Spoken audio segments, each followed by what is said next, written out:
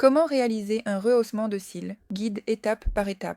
Aujourd'hui, je vais vous montrer comment obtenir un beau rehaussement de cils qui sera en même temps totalement sûr pour vos cils naturels.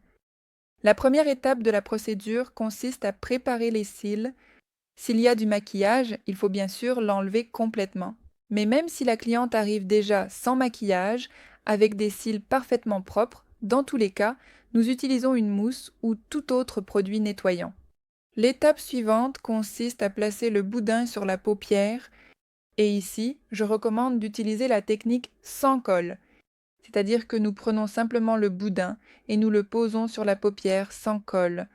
Ainsi, il vous sera plus confortable de travailler et la cliente sera également plus à l'aise car il ne restera rien sur sa paupière après la procédure, pas de colle. Nous plaçons le boudin aussi près que possible de la ligne des cils, mais sans appuyer sur les racines des cils. Une bonne pose du boudin garantira un beau résultat après la procédure et facilitera également la mise en place des cils. La mise en place des cils est l'étape de la procédure où, à l'aide d'une colle spéciale, nous collons les cils sur le boudin.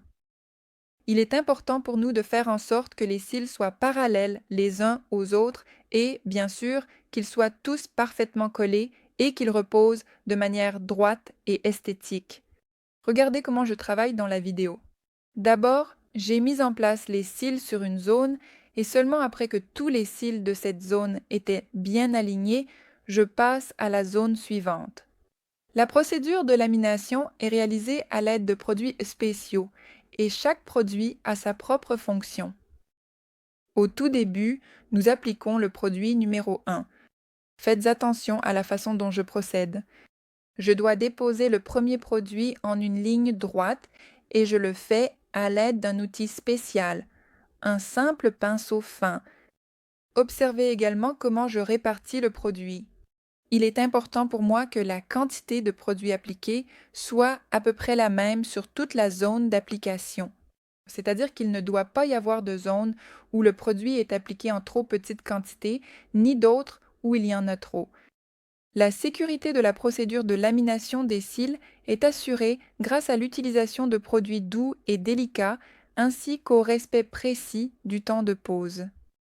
Le temps de pose est chronométré à l'aide d'un minuteur et les cils sont vérifiés périodiquement pour déterminer le moment exact où ils seront prêts. Grâce à cette technique de travail, nous obtenons à la fois la courbure souhaitée et nous évitons de laisser le produit trop longtemps.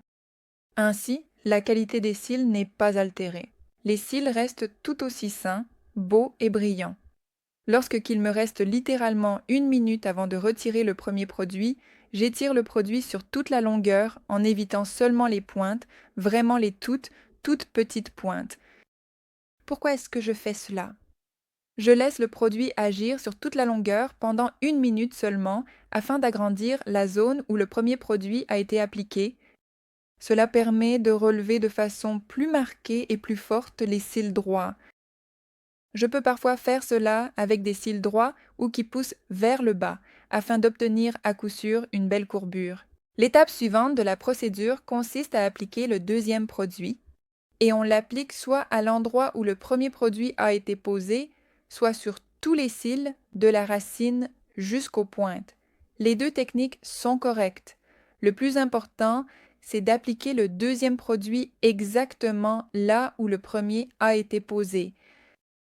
Si jamais vous remarquez qu'à cette étape certains cils commencent à se décoller, avant d'appliquer le deuxième produit, vous pouvez tout corriger, recoller les cils sur le rouleau à l'aide de la colle, puis seulement après appliquer le deuxième produit. Il est très important que pendant le temps de pose du deuxième produit, tous les cils restent bien en place sur le rouleau. Rien ne doit se décoller ni se détacher, car c'est précisément à cette étape que la courbure est fixée. L'étape suivante de la procédure est la coloration. Et ici, vous pouvez utiliser soit une teinture noire classique, soit une teinture noire bleutée, ou, par exemple, si votre cliente est blonde, il est possible de teindre les cils en marron pour un résultat plus doux.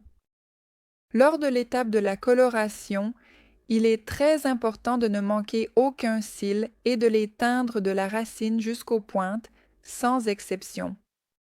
C'est particulièrement important lorsque nous travaillons avec des cils très clairs, presque blancs, parce que si jamais nous manquons certains cils ou que nous ne colorons pas la zone des racines, cela se verra beaucoup, car les cils naturels sont blancs alors que nous avons teint les cils en noir. Parfois, certains clients présentent une allergie à la teinture, car, en principe, lors de la procédure de lamination des cils, c'est la teinture qui est l'élément le plus allergène. C'est pourquoi il est possible de réaliser la procédure sans coloration. Autrement dit, nous obtiendrons une courbure des cils éclatante et belle, tout en conservant leur couleur naturelle. C'est également possible car, par exemple, après la procédure, la cliente peut appliquer une couche de mascara sur ses cils et voilà! Ils sont déjà noirs sans avoir eu besoin de les teindre. Pour finir, nous nettoyons les cils de toute trace de colle et de teinture. Autrement dit, après la procédure, les cils doivent être parfaitement propres.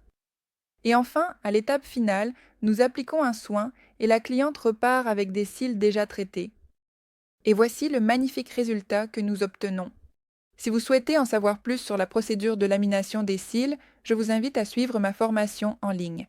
Vous trouverez tous les détails dans la description.